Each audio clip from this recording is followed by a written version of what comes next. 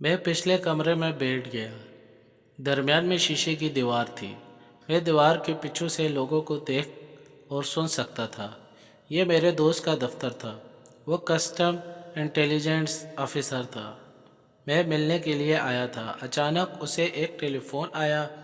उसने मुझे पिछले कमरे में बिठा दिया और मुलाकाती का इंतज़ार करने लगा। मैं भी इश्तियाक से शीशे के बाहर देखने लगा।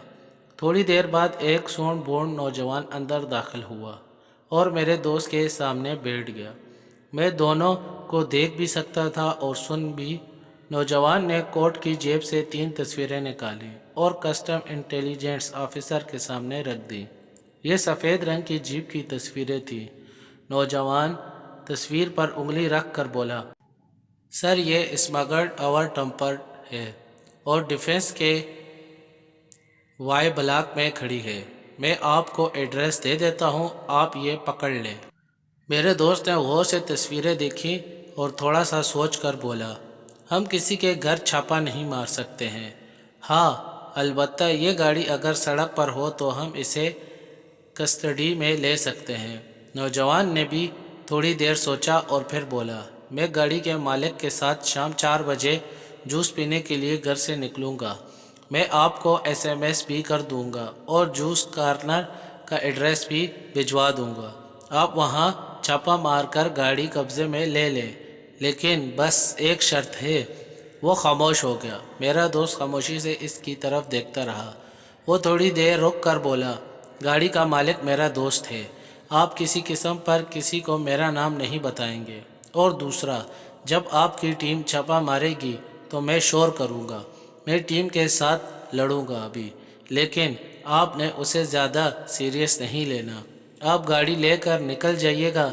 मेरे दोस्त ने कहका लगाया और डन कर दिया। नौजवान थोड़ी देर मज़ीद बैठा, चाय पी और चला गया। मैं बाहर आया और मैंने अपने दोस्त से इस डील के बारे में पूछा। मेरे दोस्त ने कहका लगा कर जवाब दिया, यह लाहौर के एक अमीरज़ादे का दोस्त है। अमीरज़ादे ने नॉन कस्टम पेड स्मगलर गाड़ी ख़रीदी है। गाड़ी की मालियत 4 करोड़ रुपए है और ये दोस्त अपने अजीज़ तरीन दोस्त की मुखबरी के लिए हमारे पास आया है। मैंने पूछा, और अब क्या होगा? मेरे दोस्त ने जवाब दिया, ये अपने दोस्त को जूस पिलाने के लिए बाहर लाने का और हम गाड़ी और गाड़ी के मालिक को पकड़ लेंगे। मैंने हैरत से पूछा, लेकिन इस मुखबरी को क्या फ़ायदा होगा? मेरे दोस्त ने हंसकर जवाब दिया, इसके हसद का कलेजा ठंडा हो जाएगा। ये अमीरज़ादे का हसद दोस्त है। दोस्त की गाड़ी इससे हज़म नहीं हो रही, चुनाचा ये इसे इससे महरूम भी देखना चाहता है और परेशान भी, और इसका ये जज्बा इसे हमारे पास ले आया है। ये तमाम बातें मेरे लिए हैरानकुन थी। मैंने इससे पूछा, क्या तुम्हारे ज़्यादा मुखबर ऐसे लोग होते हैं? मेरे दोस्त ने जवाब दिया, हमारे 98% मुखबर ये लोग होते हैं। दोस्त अजीज़ तरीन दोस्त की मुखबरी करते हैं, भाई भाई के ख़िलाफ़ इंफॉर्मेशन देता है, बहू सास के बारे में बताती है और सास बहू और बेनोई साले का मुखबर बन जाता है। मैं खामोशी से सुनता रहा। वो बोला, हमारे पास दोस्त और मुलाजमीन ज़्यादा आते हैं। दोस्त पहले दोस्त को स्मगलर गाड़ी ख़रीद कर देते हैं और फिर मुखबरी कर देते हैं। ये दोस्तों को टैक्स चोरी का तरीका भी बताते हैं और दोस्त जब टैक्स चोरी कर लेते हैं तो ये इसके ख़िलाफ़ मुखबर बन जाते हैं। ये मुखबर लोग यूँ दोस्तों को हर नुकसान पहुंचाते हैं। पहले गाड़ी की ख़रीदारी के ज़रिए दोस्त को माली नुकसान पहुंचाते हैं और फिर वो गाड़ी पकड़वा कर उसे ज़लील करवाते हैं। हमारे पास मुख्तलिफ़ कंपनियों के मुलाजमीन भी आते हैं। ये हमें अपने मालिकान के ख़िलाफ़ ठोस सबूत देते हैं। ये अमूमन पुराने और एतबारी मुलाजमीन होते हैं। मालिकान इनको मुखलिस समझते हैं, लेकिन ये अंदर से मालिकान के ख़िलाफ़ होते हैं। इनके सीनों में कीना, हसद और बुग़्ज़ भरा होता है। चुनाचा ये हमें मालिकान के ख़िलाफ़ वो सबूत भी देते हैं जो मालिकान के पास भी नहीं होते। वो खामोश हो गया। मैंने पूछा, ये मुलाजमीन किस कैटेगरी के होते हैं? वो बोला, ये लोग 2 कैटेगरी के होते हैं। पहली कैटेगरी सेल्फ मेड लोगों के मुलाजमीन पर मुश्तमिल होती है। یہ لوگ ملازمین کے سامنے ترقی کرتے ہیں، ملازمین 20-30 ہزار روپے کے ملازم رہ جاتے ہیں، جبکہ مالک کروڑوں روپے میں پہنچ جاتے ہیں۔ چنانچہ یہ لوگ مالکان کے حسد بن جاتے ہیں، اور دوسری کیٹیگری میں وہ لوگ شامل ہوتے ہیں جن پر مالکان دوسرے ملازمین کو فوقیت دیتے ہیں۔ مثلا مالکان نے نئے ملازمین کو پروموٹ کر دیا اور یہ نئے ملازمین کو پرانوں کے مقابلے میں زیادہ تنخواہ اور مراعات دینے لگے، تو پرانے ملازمین اندر سے زخمی ہو جاتے ہیں اور یہ مالکان کے خلاف مخبر بن جاتے ہیں۔ میں نے اس سے پوچھا، آپ نے اپنی نوکری کے دوران مخبری کا سب سے افسوسناک واقعہ کیا دیکھا؟ وہ رکا، مسکرایا اور بولا، بے شمار واقعات ہیں، لیکن مجھے ایک واقعہ نہیں بھولتا۔ کراچی میں ایک بزرگ خاتون نے اپنے اکلوتے بیٹے کے خلاف مخبری کر دی۔ والدہ نے اپنی بہو کی آسائش ہضم نہیں ہوتی تھی، چنانچہ اس نے بیٹے کی مخبری کی۔ ہم نے گودام پر چھاپا مارا اور بیٹا 3 دن میں سڑک پر آ گیا۔ وہ رکا اور پھر بولا، میرے پاس جگری دوستوں کے حسد کی بے شمار مثالیں بھی ہیں۔ میں کراچی کی ایک فیملی کو جانتا ہوں، ان کا بیٹا اکلوتا تھا۔ بیٹے نے اسمگلڈ اسپورٹس کار خرید لی، جگری دوست نے مخبری کر دی، ہم نے کار قبضے میں لے لی۔ بیٹے کو کار بہت عزیز تھی، چنانچہ والد نے وہ گاڑی آکشن میں خریدی اور زیادہ ٹیکس اور زیادہ ڈیوٹی دی اور گاڑی بیٹے کو گفٹ کر دی۔ بیٹا دوبارہ گاڑی چلانے لگا۔ جگری دوست کی یہ خوشی بھی نہ بھائی، اس نے گاڑی ادھار لی اور بریک آئل کے چیمبر میں چھوٹا سا سوراخ کر دیا۔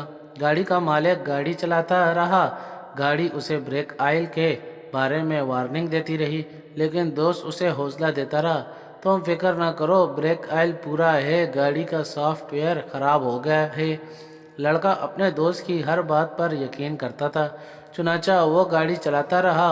وہ ایک دن گاڑی لے کر نکلا، ہائی وے پر آیا، گاڑی کے بریک فیل ہونے اور گاڑی آئل ٹینکر سے ٹکرا گئی۔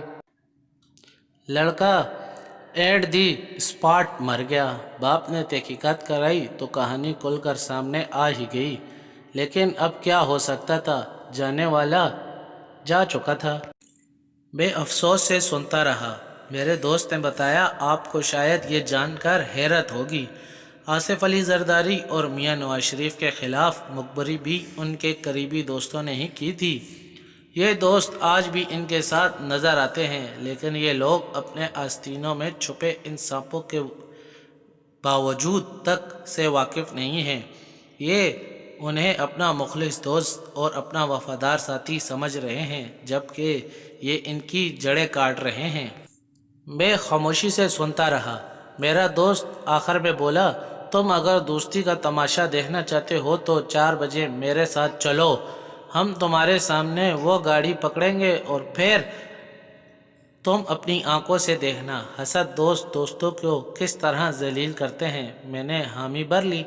میں 4 بجے تک اس کے پاس بیٹھا رہا۔ چھاپا مارنے کے لیے اسکواڈ تیار ہوا۔ 3:45 بجے مخبر نے اطلاع دی، میں ٹارگیٹ کے گھر پہنچ گیا ہوں۔ 5 منٹ بعد پیغام آیا، ہم اسمگلڈ گاڑی میں جوس پینے کے لیے نکل رہے ہیں، ہم کبلرک میں فوارہ چوک کے قریب فلاں جوس کارنر پر جا رہے ہیں، آج 4:05 تک پہنچ جائیں۔ میرے دوست نے مجھے گاڑی میں بٹھایا اور ہم کبلرک پہنچ گئے۔ نان کسٹم پیڈ نمبر گاڑی سامنے کھڑی تھی۔ دونوں دوست گاڑی میں بیٹھ کر جوس پی رہے تھے۔ کسٹم کے اہلکار گاڑی کے پاس پہنچے، گاڑی کا شیشہ بجایا اور مالک سے گاڑی کے کاغذات مانگ لیے۔ مالک نے پورے اعتماد کے ساتھ کاغذات نکال کر کسٹم کے حوالے کر دیے۔ اہلکاروں نے کاغذات دیکھے، بونٹ کھلوایا اور گاڑی کا انجن اور چیسس نمبر چیک کرنے لگے۔ گاڑی ظاہر ہے ٹیمپرڈ تھی۔ کسٹم احکام نے گاڑی قبضے میں لے لی۔ مالک کا دوست گاڑی سے اترا اور پلان کے مطابق کسٹم احکام کے گلے پڑ گیا۔ سڑک پر ٹھیک ٹھاک تماشا لگ گیا۔ گاڑی کا مالک دوست کو کنٹرول کرنے کی کوشش کرتا رہا، لیکن وہ بار بار اہلکاروں کے گلے پڑتا تھا۔ میں اور میرا دوست گاڑی میں بیٹھ کر یہ منظر دیکھتے رہے۔ مخبر نے ایک آدھا بار لڑتے لڑتے میرے دوست کو آنکھ بھی ماری۔ یہ کھیل چند منٹ چلتا رہا، یہاں تک کہ کسٹم حکام نے گاڑی کا چارج لے لیا۔ میں نے دیکھا مخبر نے چینخ بھی ماری اور جوس کارنر کے تھڑے پر لیٹ کر بے ہوشی کا ناٹک بھی کیا۔ گاڑی کا مالک اسے اٹھانے کی کوشش کر رہا تھا۔ ہم واپس چل پڑے۔ میں راستے بھر اداس رہا۔ میرا خیال تھا دوست کو کم از کم دوستوں کے ساتھ یہ نہیں کرنا چاہیے، جبکہ میرا دوست مزے سے گنگناتا رہا۔ ہم دفتر واپس پہنچ گئے۔ میں نے اجازت مانگی۔ میرا دوست باہر آیا، مجھے گلے لگایا اور آہستہ سے میرے کان میں کہا، ہمارے آدھے سے زیادہ دوست پروٹیکس ہوتے ہیں۔ یہ لوگ جب تک 40 سیریز کو قبر تک نہ پہنچا لیں اس وقت تک ان کے سینے ٹھنڈے نہیں ہوتے۔ ہم لوگ دشمنوں کے تیروں سے نہیں مرتے، دوستوں کے ہاتھوں سے مرتے ہیں، اور اگر ہمیں ہمارا دشمن بھی مارے تو اس کے پیچھے بھی کوئی نہ کوئی دوست ہوتا ہے۔ چنانچہ ہمیں دشمنوں سے نہیں دوستوں سے بچ کر رہنا چاہیے۔ انسان اگر دوستوں سے بچ جائے تو دشمن اس کا بال تک بھیگا نہیں کر سکتے، اور یہ انسان کی تاریخ بھی ہے اور جغرافیہ بھی۔ رنائی خیال